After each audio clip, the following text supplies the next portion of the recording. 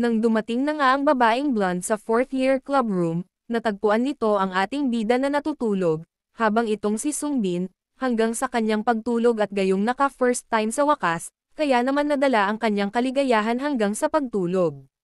Ginamit ng babae ang kanyang paa upang gisingin ang ating bida. Dahil sa ginagawa nito, dahan-dahan nang nagigising si Sungbin. Matapos makita ng babae na gising na si Sungbin, agad niya ito tinanong kung sino, gayong ngayon lang raw niya ito nakita dito.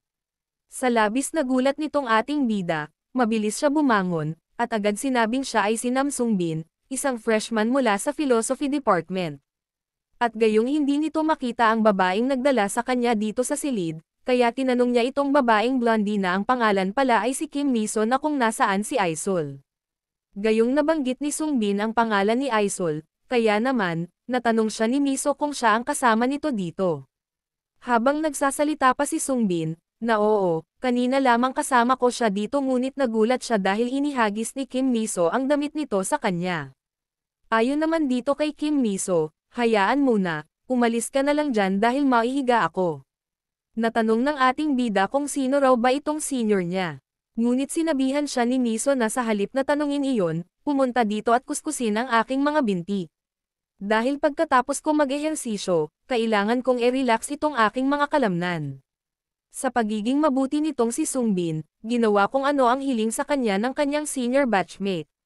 Binanggit ni Kim Miso na magaling ka palang magmasahe. Samantala, itong si Sungbin, walang pakigayong hindi niya narinig ang pagsasalita ni Kim dahil hindi pa rin niya malimutan ang ginawa nila ni Aisol. Dahil naman sa kawalan niya ng focus sa pagmamasahe, hindi sinasadyang, napapalakas na ang kanyang pagmasahe, matapos lamang nasigawan siya ni Kim na tumigil muna, saka pa lamang bumalik ang kanyang ulirat.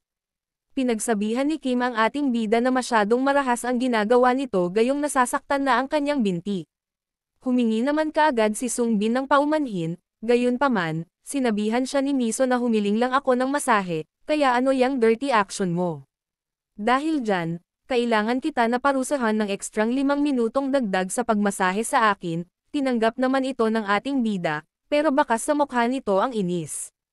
Habang patuloy na minamasahe ni Sungbin si Miso, nagtanong ito sa ating bida na bakit ang isang gaya mong freshman ay napunta dito sa 4th year break room.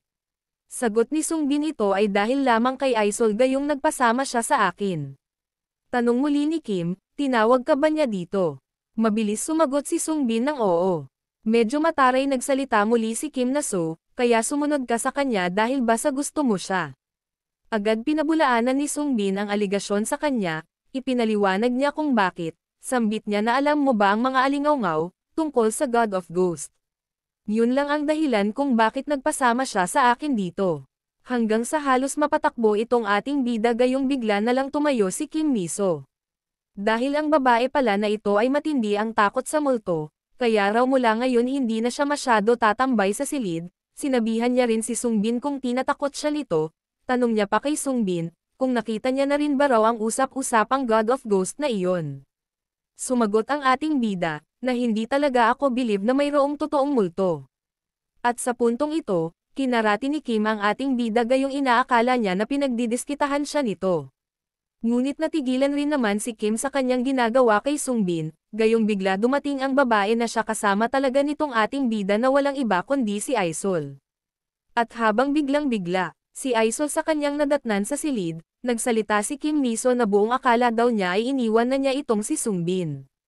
Ngunit sa katunayan, umalis lamang si Aisol upang bumili ng maiinom.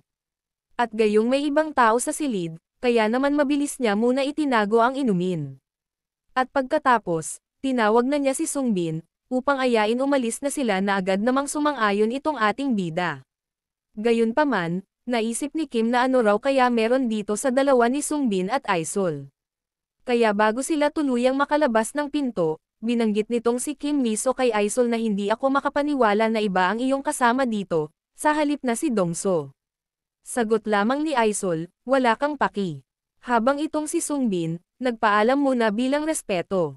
At hindi na nagsalita si Kim Miso, bagkus ipinakita niya kay Aisol ang dalawa nitong daliri. Samantala ng kasalukuyan nang naglalakad ang dalawa, natanong ni Sungbin kung sino raw ba ang senior na iyon. Sinabi naman ni Aisol sa ating bida na ang kanyang pangalan ay Kim Miso, ngunit mahigpit niyang binalaan si Sungbin na huwag masyadong magdidikit sa babaeng iyon. Dahil sa kanyang pahayag, nakahalata si Sungbin na tila hindi close si Aisol kay Kim Miso. Gayunpaman, sinabihan ni Aisol ang ating bida na huwag nang magtanong tungkol sa bagay na iyon. Sabay niya ibinigay sa ating bida ang soft drinks na kanina pa niya bitbit. Subalit ayaw ito tanggapin ni Sungbin gayong hindi raw niya ito kailangan. Pero nang seryoso magsalita si Aisol na kapag sinabihan kita na uminom, tanggapin mo na lang. Kaya naman, hindi na nagdalawang isip si Sungbin na kunin na lamang rin ang inuming ibinibigay sa kanya. Habang binubuksan ng ating bida ang soft drinks, sabay niya naisip kung ano na raw kaya ngayon ang relasyon nila ni Aisol, matapos nilang gawin iyong kahapon. Nang magsalita siya ng senior about doon sa kahapon, mabilis namang nagsalita si Aisol, na wala raw siya maalala. Sinabi niya rin na masyado ako nalasing, kaya hindi ko matandaan ang karamihan ng naganap kagabi. Subalit nang matanong siya ni Sungbin na talaga ba, bigla na lamang nagalit ito sa ating bida. Kanya rin sinabihan si Sungbin na tungkol sa kung ano ang nangyari last night, huwag raw magkamali ito na ipagsabi kahit kanino. At panatiliin lamang nila itong sikreto bukod pa, huwag rin daw ipagyabang ni Sungbin sa mga kaibigan nito na may nangyari sa kanilang dalawa. Nangako naman si Sungbin na gagawin niya iyon ang panatilihing lihim kung ano ang nangyari sa kanila. Sabay niya naisip na ibig sabihin na tatandaan niya talaga iyong kagabing iyon.